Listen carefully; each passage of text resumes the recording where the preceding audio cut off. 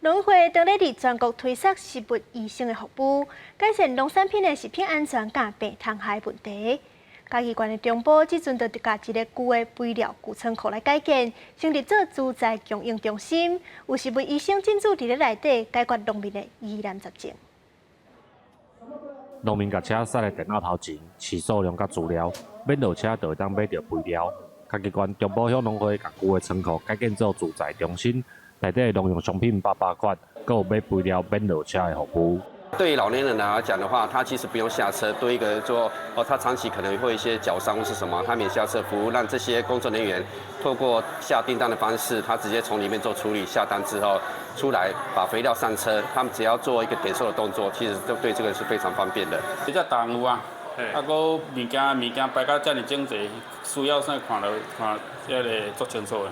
再来新的猪仔中心，内底嘛有配合农委会甲学校的研究单位，成立食物医生的服务据点，提供免费检验、咨询、实际到参访看诊的服务，协助农民改善病虫害甲用药啊的问题。不单单只是做诊断拍压，我们希望是以整个作物健康管理的整合性管理的方式，然后去提供给农民一些建议。嘉义县政府表示，中部农会土肥食物医生是农委会伫全国第2个建立的推广据点。希望食物医生会当早日完成立法甲证明，让台湾的农业发展会当过来提升。